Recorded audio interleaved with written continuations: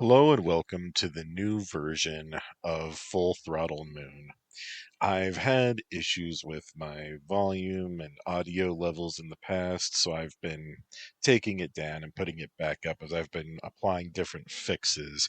But I've finally found a fix that I'm happy and satisfied with. So to begin, I'd also like to give a brief introduction to this story. uh, I belong to a fandom for an online entertainment community called Dumb Industries. And one of the fun things that we do while watching their Twitch streams is to watch trailers for old and bizarre movies as part of the pre show to ramp up for the main streams. And one such trailer is a movie called Werewolves on Wheels, a truly schlocky movie involving, of course, werewolves, bikers, and cults. And I watched that and said, I could crank out a better werewolf biker black magic story than this on an afternoon because it was a real stinker from how it appeared. Still haven't watched the original movie yet, but I did go ahead and make Full Throttle Moon. Now this movie this story rather is an homage to the exploitation films of the Satanic Panic. So it uses colorful and, shall we say, salty language, as well as frank discussions of sex. It is not an erotic story. No sex is actually portrayed, just references are made to the sexual act. And the gang in our story, the Cactus Patch Kids, are all in a polyamorous relationship with each other as part of their bond as a pack and their um, pledge to Osmodeus, the demon lord of lust and wrath. So, yeah, this is mature audiences. And being as it is, they will also make references to the Dark Lord, demons, Satan, Osmodeus, of course. Um, this is all for entertainment and fictitious purposes. I myself do not practice any religion, much less the worshipping of demons or dark powers. All right, Scribbler Johnny signing off. We will now begin Full Throttle Moon.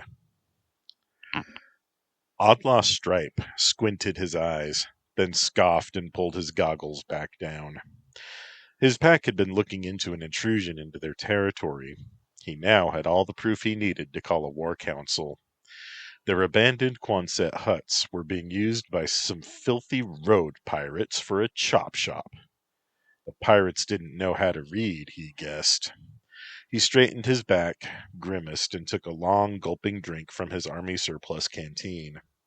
His hog, Tusker Dew, was waiting. Old Tusker was a Honda, and some riders would rib him for riding a foreign bike, but he smiled at all of them. They didn't know Tusker was literally a speed demon. Tusker Dew was a pig straight out of hell, part and parcel of Outlaw's pact with the Dark Lord. Osmodeus would be dining on Road Pirate soon. The smoke from their armadillo roasts filled Pepperoni Sue's nostrils. Pepperoni was Lakota, born and bred, but she'd forsaken allegiance to all nations when she pacted to the Dark Lord. Sacrificing her stepmother to the Dark Lord had been her first murder, and it only got easier afterward. Stripe had called for war council, and she was curious to learn what he'd found. Her own searches, listening to the wind and the cacti, had found scraps of fiberglass or whatever garbage modern cars were made from. Fuel efficiency she understood, but what cost, man? She kicked Intercourse Hack Seajack softly. Hack, don't let our meat burn, you hear? Mama's got a piss. Intercourse Hack Seajack tried to hide their yawn.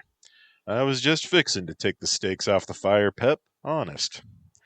Pepperoni Sue walked away to do her part to freshen up their war camp's territory markings.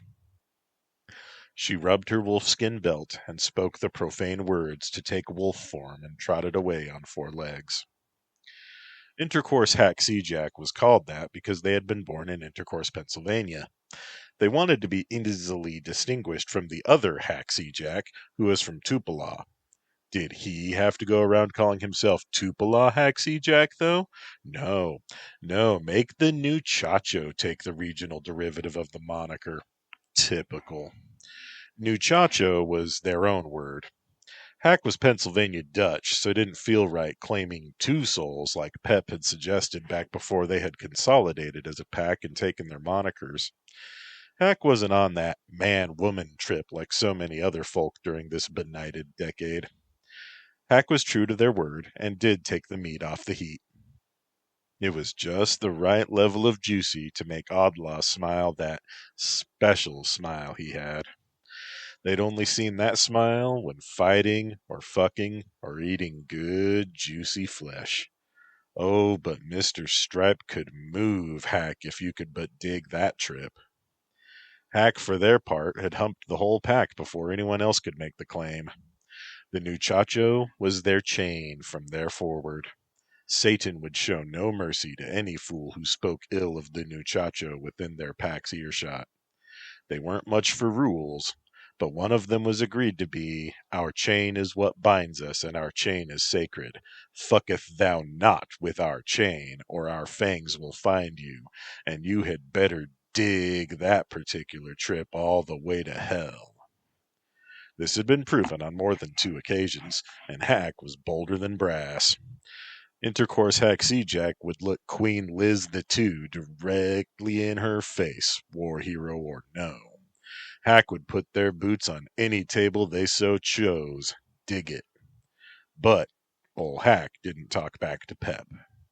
Nobody in their pack used bullshit Greek alphabet soup in conversation, but even Geek the Greek, who was actually Turkish, put Pepperoni Sue in a high place and knew that she was the #1 bottom bitch for the whole American West, and had been since 19 fucking tickety 2. She was bigger than queen size, badder than any hatter, and she put scorpion blood in her pancake batter. You never ate until you ate flapjacks that glowed under a blacklight, my one true mandingo. Pep smelled rain, but she knew the Dark Lord loved his jokes. She didn't bother telling anybody when she returned to camp. True to their word, the muchacho took good care of the meat.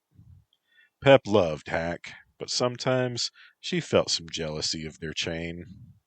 Yeah, Pep was mama and didn't want to be chain, but Mandingo did it chap her nip sometimes when she thought about how the muchacho was having the best tits in the pack. They never wore a bra and the damned things laughed at gravity. Still in wolf shape, she sniffed Legion Mark 7's ass. She was sure of something else. Mark had colon cancer. She couldn't pretend any more. Their drag was going to dance with Osmodeus soon. Part of their pact meant they couldn't set foot in hospitals, and no way would the Dark Lord's magic heal cancer. Their upcoming big ride just might be Mark's last. He'd probably see to it personally. She whined and she turned human to tell him. Legion Mark 7 took the news with a gentle stoicism. "Yeah, I figured I'd catch something nasty from Agent Orange," he said, and then he returned his attention to filling up their water cans. The pack ate, and when the stars were just beginning to come out, Oddlaw called the council to order. He held up the cactus rattle that was their pack unity fetish. He shook it a few times before setting it down. The needles pricked his hand like they always did, but none came away in his skin or made him bleed more than a drop either. We had reason to suspect we had people pissing on our porch, and I found 'em today. Oddlaw looked into the fire rather than anybody's eyes. Pep found some car scraps. Mark found some motor oil, and I saw with my own two eyes some people in our Quonset huts that we acquired from the army. Sure, we weren't using them yet, but ours is ours. These people are road pirates. They steal cars and chop 'em for parts in our damned huts. Now, I don't know what the Dark Lord tells you in your visions, but he tells me that pirates get no mercy. Pirates shouldn't expect any either. Sacrificing a few pirates ought to set a good tip on our scales before our big ride. Mama, did the Dark Lord tell you where we're going for our big ride? Stripe asked, looking at the eye that was tattooed on Pep's right forearm. Sure he did, Point Man. Before the new moon, we get into Fort Huachuca, and we dance on top of Uncle Sam's hill. We dance for the Dark Lord, and we will continue to be fueled by Satan. All our covenants renewed, and our pact stays strong. Pep answered him, looking over his shoulder into the night behind. Irwin the Kid raised his hand. Hey, Point Man, are we sacrificing all of them, or can we just count coup on one or two? You know, to tell the tale. Hack cuffed the kid's shoulder. We don't want them telling the tale, because then more people will come sniffing around our territory, photographing our shrine, setting up Jesus shit, kicking over our cairn, who knows what else. Hack, lay off the kid. It was a good question. I say we do want them telling, because people will learn what our signs are and keep off our property, Odlaw said. What do you think, Mama? Pepperoni Sue sniffed the wind and then said, I smelled rain today while I was marking our territory. If the pirates do tell, someone will eventually tell the law. I don't want deputy dogs sniffing around on our land. Piss will fall like rain in our faces. That's what I think the Dark Lord was saying. Hack, you vote no, right? Odla asked. Muchacho says no, they replied. Kid? Irwin shook his head. I vote we keep at least one alive. Maybe people will believe, maybe they won't, but the tale will be told. Irwin was their talker. He spent most of his time in the rear with the drag, or with the chain to keep everyone informed. Geek abstained from voting. Geek the Greek never voted. She did say, You already know what you're going to do, vote or no vote, just like the Dark Lord will be happy with blood or with fear. I don't need to tell you, our hogs will want some of that blood. Fueled by Satan we are, but the lesser devils take their due too. They told me today that they're hungry.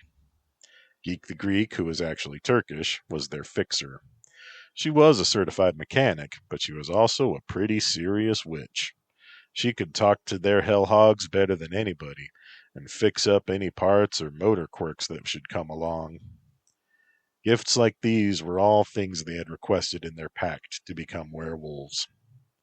Odlaw put the rattle away, wrapped in an oil-stained chamois. Council was done. Geek began to beat upon her drum. The fire and the light from the stars, which he guessed was also firelight, dancing on Geek's face, moved Irwin. Irwin picked up his harmonica and began to blow his accompaniment for their song. It was a kind of call and response.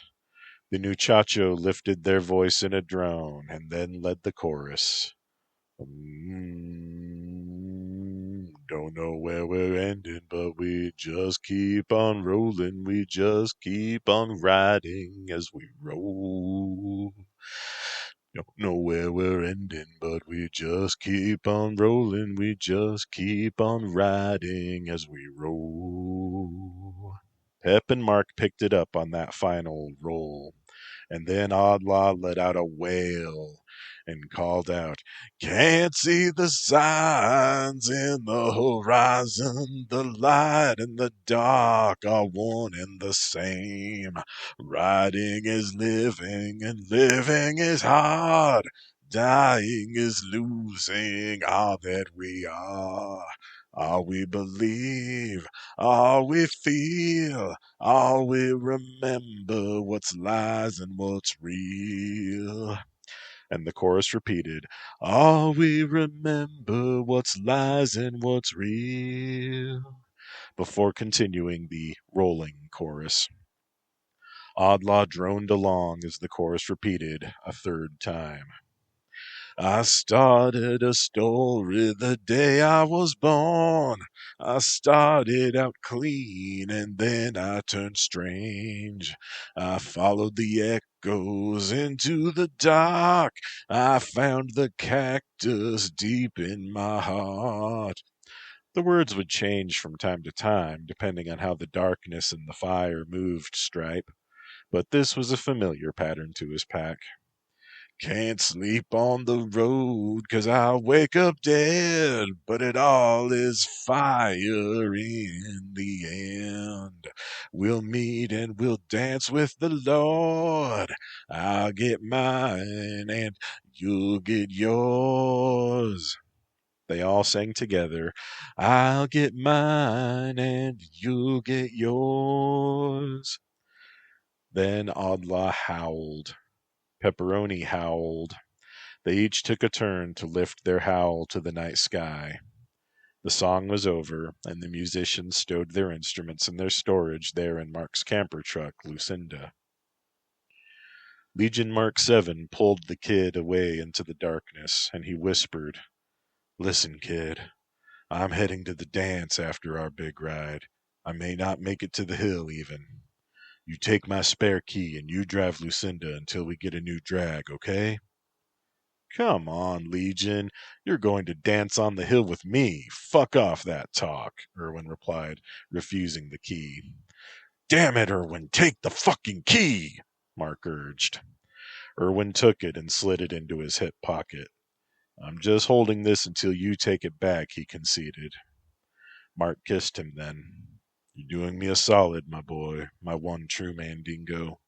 Somebody has to be the drag, carry the gear, carry the water, keep the pack alive. I want it to be you, unless someone better comes along. You suck as a talker anyway. The kid punched him in the gut, hurting his knuckle on Mark's big belt buckle. I'm a better talker than you, anyway. I could talk the Torchbearers Guild into setting a chapel on fire. That said, the kid gave Mark one more kiss in return. When you do finally tell the Dark Lord, tell him our story. Tell him the way I tell it, the kid said. Mark only nodded and swatted Irwin's ass to move him along. Geek saw how the kid had eyeballed her during their song, trying to make eye contact, that naughty boy. She hadn't been feeling too frisky for the past week or so, but she responded to his interest. The Turkish woman stretched her slender arms and felt her shoulders and her hips pop as she continued stretching. When she found him, Irwin looked spooked, and she told him so. It's Mark, Geek. Mark's gone spooky. He says he ain't gonna make it to the dance on the hill. Geek looked over at Lucinda. The truck didn't say anything to her. The damn truck rarely did. She wondered if the tortoise demon inside it was stuck up or shy or what. Her hog, Chismus, called out, Hey, if you're gonna fuck after the offerings, can I get a heads up? Geek chuckled. Yeah, Chismus, we're gonna fuck. Irwin grinned. We are? I saw how you eyeballed me, Mr. the Kid. I approve. I'm happy to end your dry spell. She growled low and gave him a soft love bite. Don't worry about Mark. Tomorrow isn't promised. He'll ride until he dies. Same as me, same as you. I gotta know, how did you get your moniker? Irwin asked. All this time you waited to ask? She replied. I'm a Cypriot.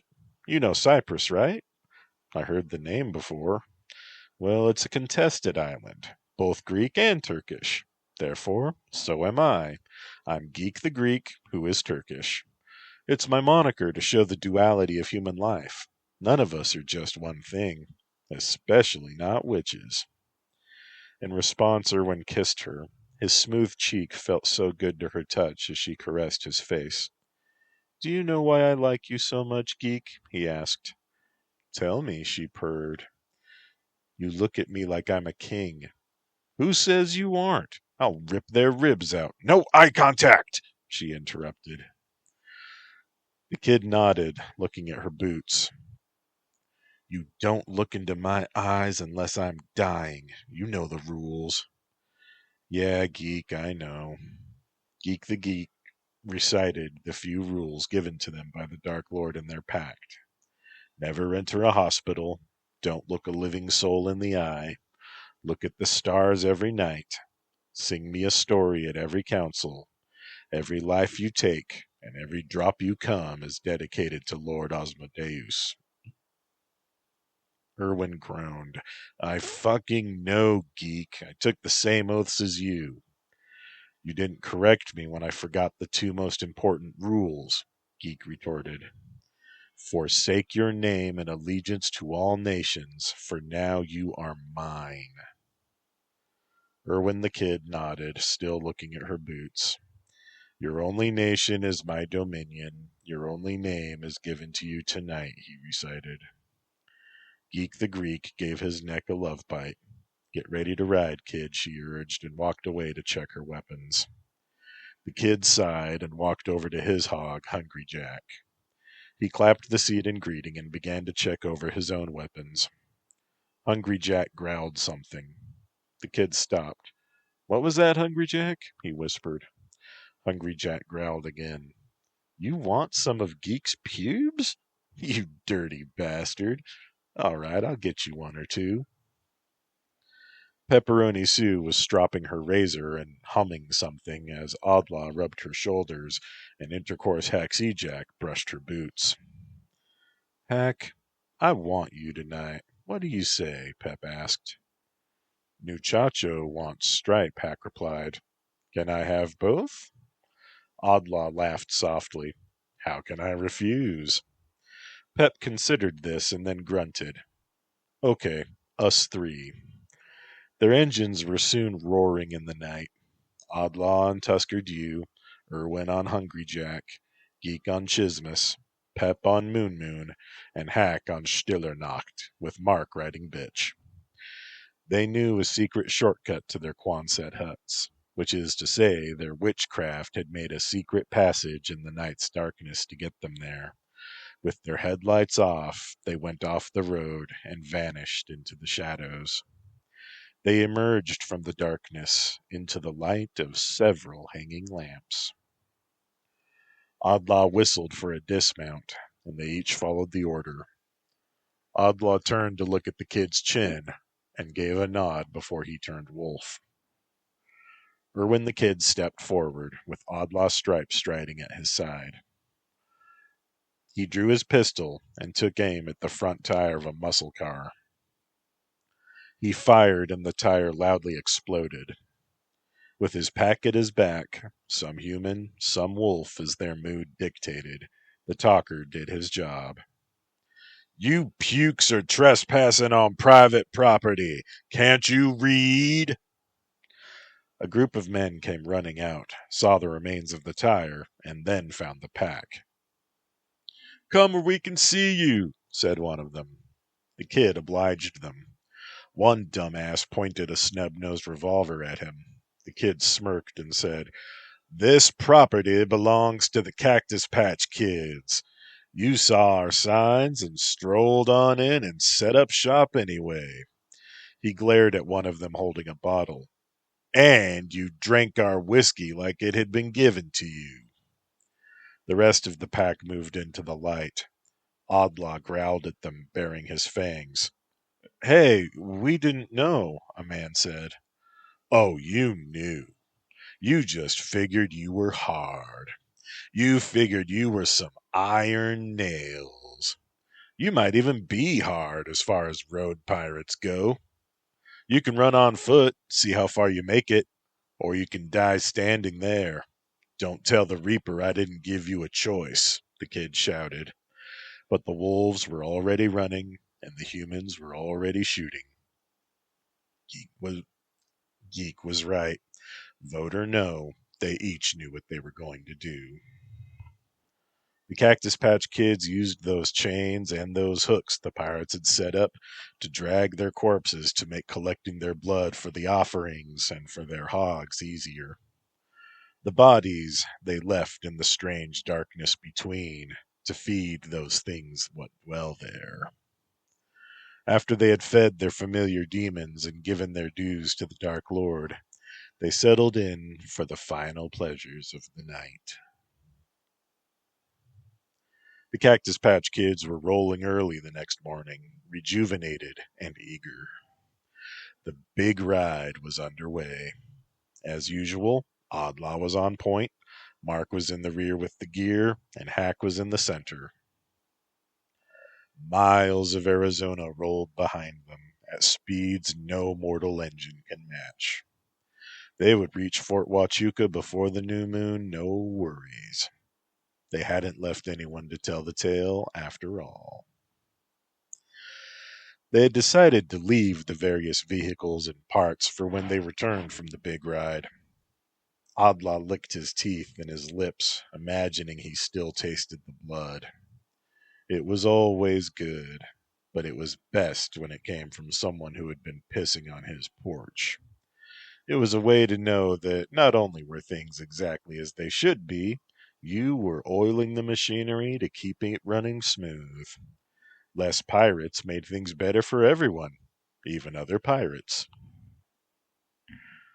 Pepperoni Sue smelled rain again, and she looked at the skies. She didn't like the looks of some of those clouds out west. They looked a little dark and angry for her taste. She whispered to the wind, and she whistled. Her wind spirit familiar whistled and flew, invisible to Geek the Greek. Geek heard Pepperoni Sue's whisper, I don't like those clouds, and I smell rain again. Can you do some weather witchcraft? A sudden deluge could really fuck things for us. Geek pursed her lips and asked the familiar to fetch her wand from her saddlebag. The familiar told her to shove her wand someplace uncomfortable and flew back to Pep. That Mediterranean witch tried asking me to play fetch, Pep.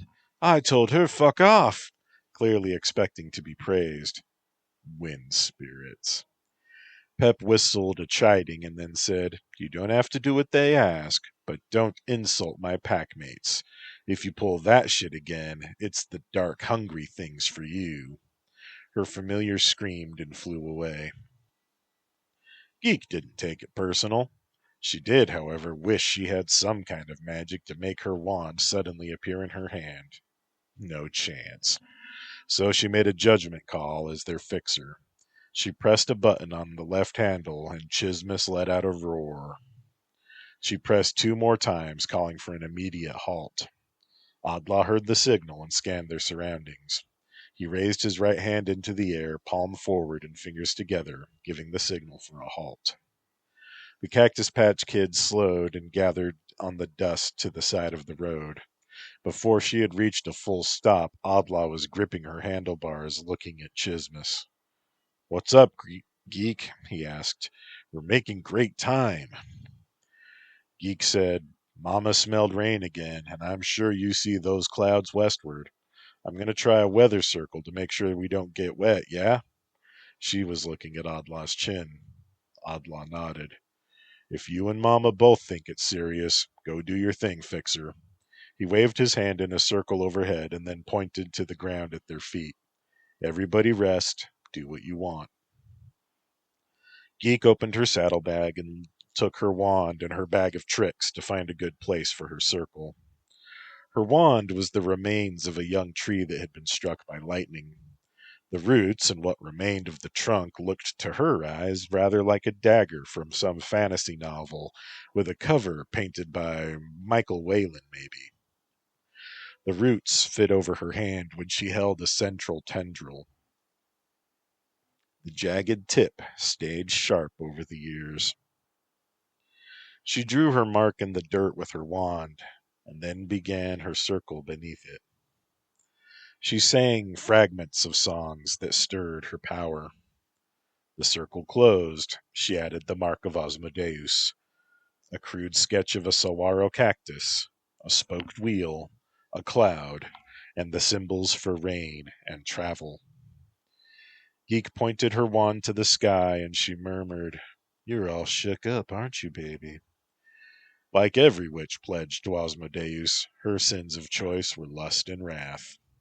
She called upon her memory of last night, when she and Erwin had had fierce sex, smeared with the blood of them who had tried to take what was theirs. It was most righteous.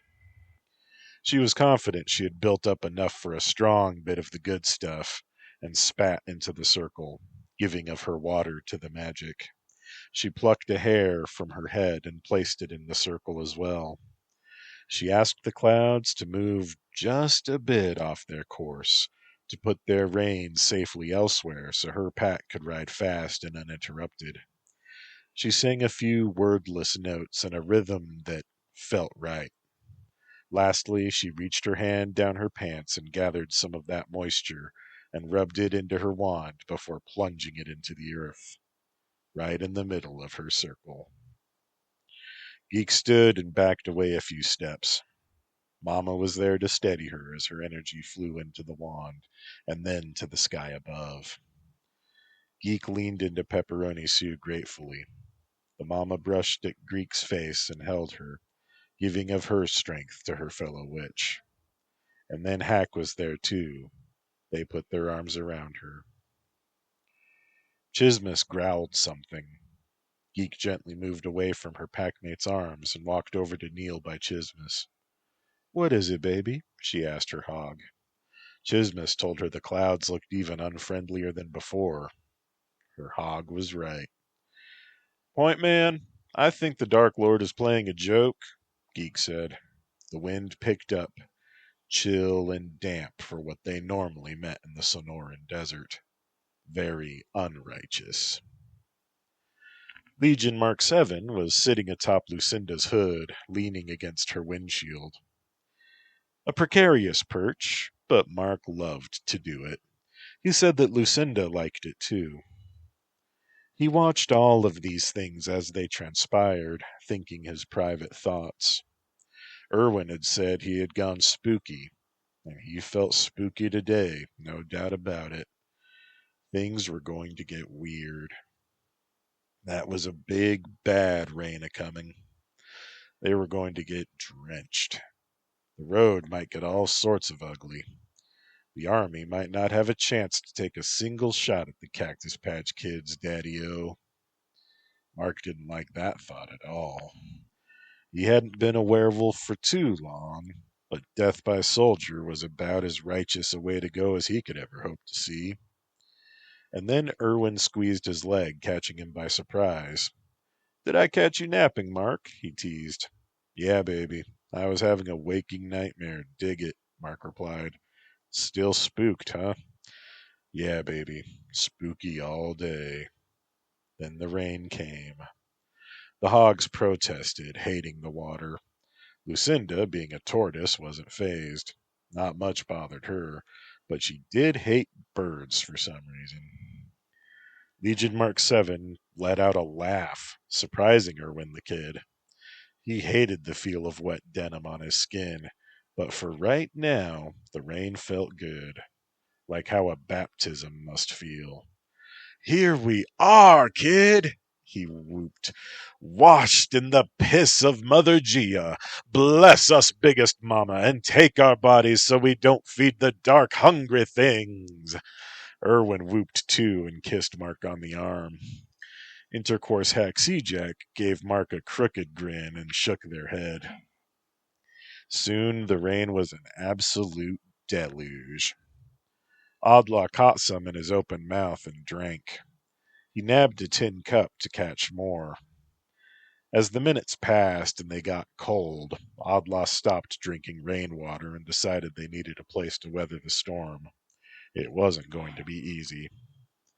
"We head out, slowly," he shouted over the wind and rain. Geek retrieved her wand, and Hack squeezed her ass and teased, "You sure you didn't do a rainstorm spell?" Geek only kissed them. Hack rested their forehead on her chin. "What is it about water that makes me think of you?" Hack asked. "Only you know that answer, Chain." They mounted up and tried to find someplace better to wait out the rain. Visibility was fucked. Then a lightning bolt struck, but meters to Odlaw's right. The light dazzled him. The concussive force in the sound wave shook him. Odlaw's stripe took a righteous spill. He rolled and rolled, as if pulled toward where the lightning had struck. Pepperoni screamed and slid Moon Moon to a stop barely feet away from Tusker Dew. It was a miracle her leg wasn't hamburger. She was up and running to find Odlaw as Hack pulled to a stop, with their fist in the air. The others were able to stop safely. Pep ran to Odlaw's side and began to look him over. "Don't move, Stripe. You took a tumble, and we want to make sure you're okay." She unbuckled his helmet and touched the white hairs on his head first, which looked a bit like a capital Y or a dowsing rod when looking at his head from above, and was probably part of the source of his moniker. His head didn't have any bumps or open wounds. Odlaw's eyes fluttered and he groaned, but he didn't move, obeying the voice of Mama. Hack brought an umbrella given to them by Mark. Pep judged that Odlaw's ribs were bruised, his left wrist was sprained, and his neck would be sore for a few days. She prescribed a dose of feel-good, which she injected herself, again after receiving it from Mark. Geek was talking to Tusker Dew, checking him over. "I hurt all over, Geek," Tusker whined. Geek held a pen light and checked the hog quickly. "You're fine, you big baby," Geek scolded. She stood and pulled Tusker up with help from Hack and put down his kickstand. She nodded at Hack and looked Moon Moon over. "Don't cry for me, Geek. I'm already dead," Moon Moon said. Geek affectionately patted the hog's seat. "Your exhaust is knocked loose, that's all. We'll get you patched up easy and more permanent repairs after Fort Huachuca." Moon Moon made a scoffing noise. "Listen, jokes aside, I'm amazed you came to visit me in hell, because if you died too—" "Mooney, this isn't hell, it's Arizona." "Oh, honest mistake."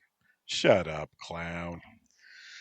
Hack and Geek chicken-wired Moon Moon's exhaust pipe back into place and gave him a pat. Tusker asked how Odlaw was doing. Geek walked over to where he was now sitting up. "Odlaw, you dead yet?" Geek the Greek asked. "Don't make me laugh, bitch," Odlaw replied with a pained smile. He accepted Geek and Pep's hands as he stood with their assistance.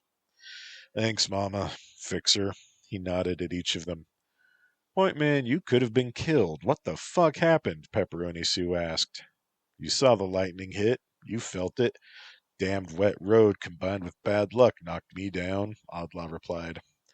The two bitches brushed him off a bit, and then Pep walked away to look for signs of the lightning strike. "You think the Dark Lord was telling us something, Mama?" Odlaw called out to her. "I think maybe," she called back. Geek helped Stripe back to where Tusker was waiting. "Tusker, you dead yet?" he asked, patting his hog. "I heard everywhere, and Geek called me a baby," Tusker Dew replied. Odlaw wiped some water off of his handlebars and looked at where the two bitch witches were now hunkered in the sand. Hack leaned against Lucinda, still holding the umbrella and feeling Mark up over his jeans. "How long has it been, Mark?" they asked. "Is the correct answer too long, chain o' mine?" Mark replied, his own hand roaming. Hack smiled a special smile and kissed his hand. "You got it in one, my one true drag, my only dragging dragon." Mark suddenly pushed Hack away, but gently. He was looking south, and soon walking away from them. "Seven!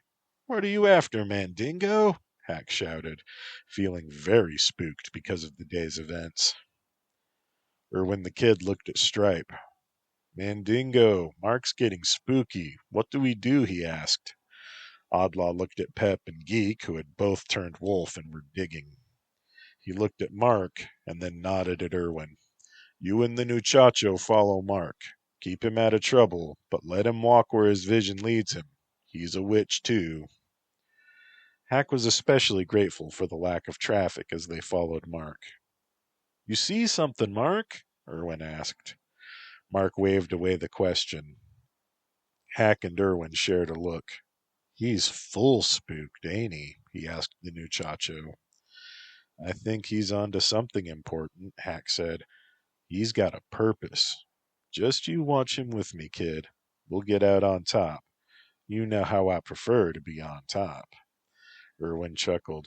Yeah, Chain, and I love to let you.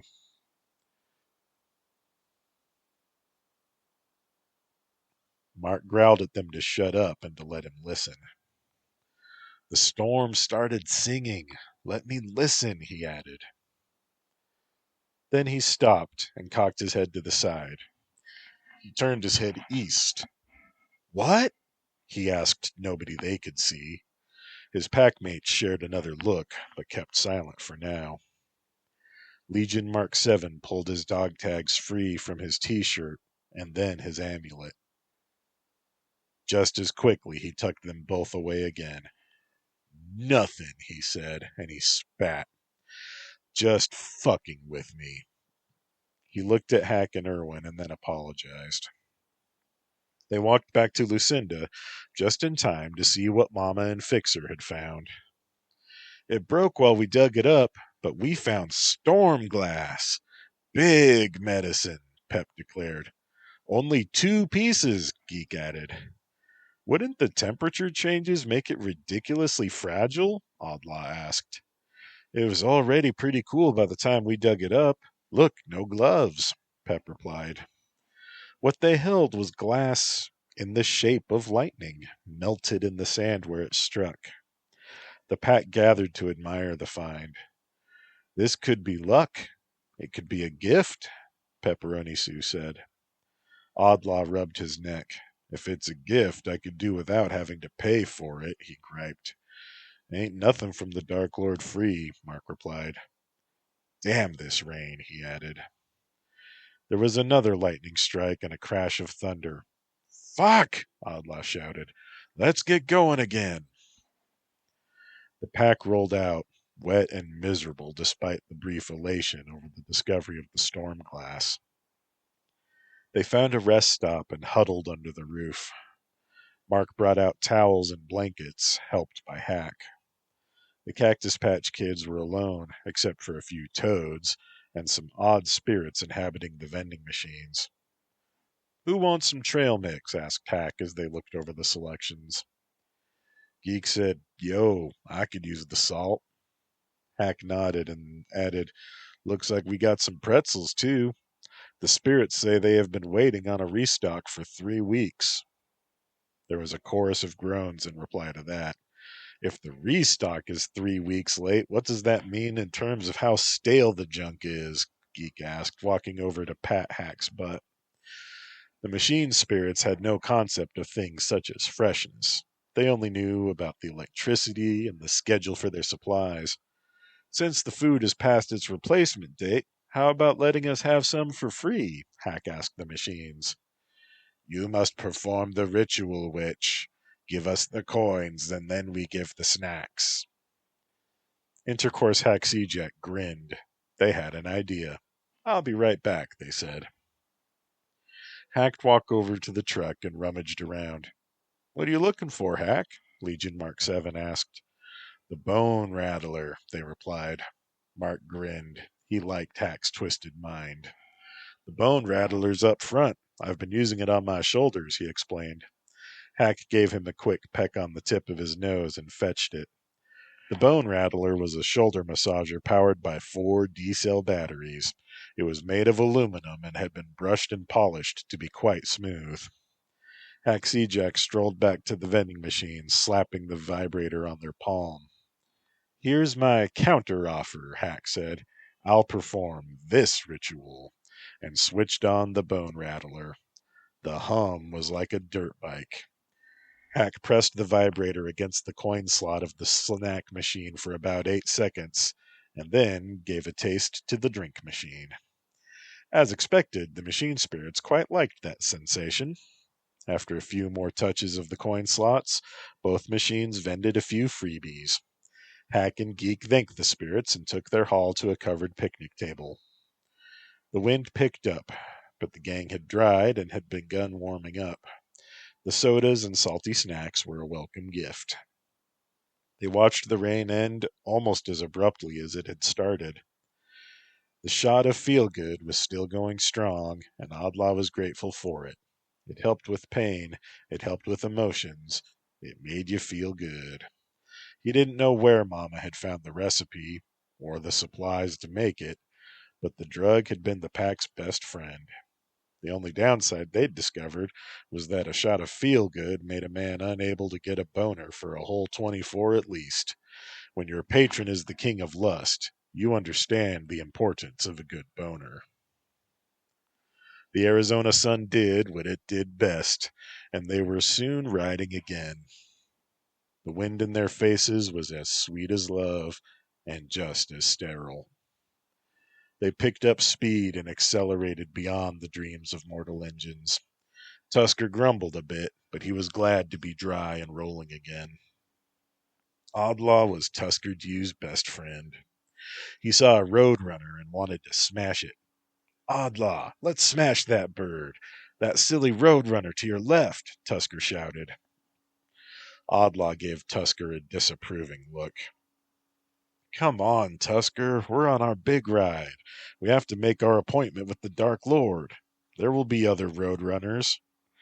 Tusker knew Odlaw was right. He knew he mustn't disappoint the Dark Lord. But he wanted to feel his wheels crush the hollow bones of the bird. They rolled on. Before much longer, they found the signs for Fort Huachuca. The sun was getting low and turning everything red. Odlaw called for a halt. The pack gathered to discuss their plan of approach. As point man, Odlaw spoke first. My idea is, we wait for dark, stow the road demons, and we rekey the four fences and shit around on our four legs.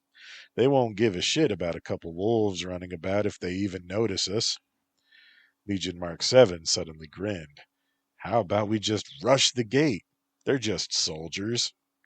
Come on, Mark, don't be an asshole just 'cause you used to be a Marine, Irwin grinned. Oh, I was just fooling, Mark replied. But Hack looked at Mark's shoulder, and they had to wonder. Our hogs in Lucinda ain't built for off-roading, so it's not as if we can just roll in from the desert.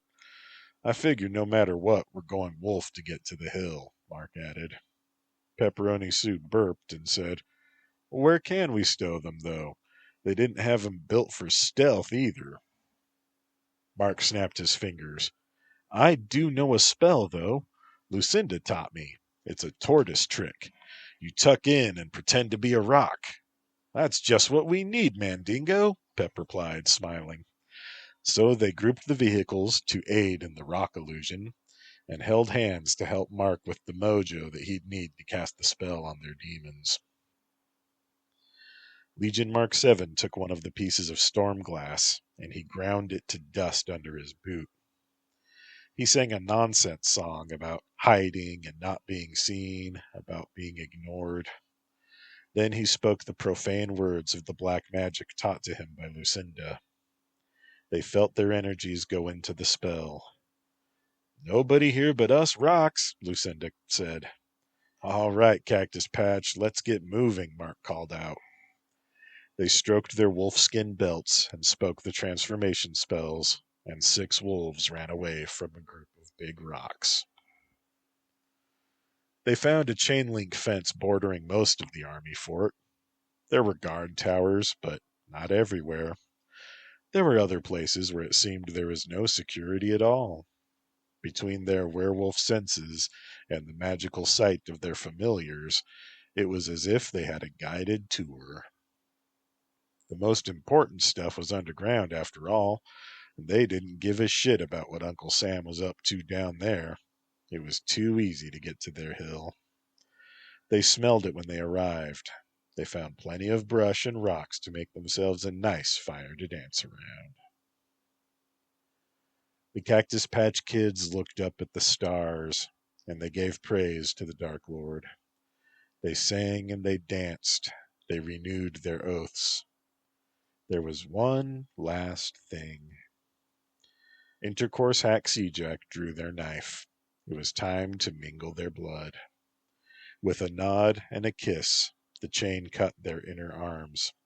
Each member of the pack, Abla, Pep, Hack, Mark, Irwin, and Geek. In the firelight, they held their arms together. Their blood flowed and became one river. Hand on heart, they swore their loyalty to the pack and to the Dark Lord. The timing was too perfect for those random soldiers to find their fire and start shouting out questions. 6 wolves ran away. 6 witches laughing their asses off at those poor dumb grunts who would never understand what had happened in their fort that night. When they rejoined their demons, Irwin shoved Mark's spare key back into his hand.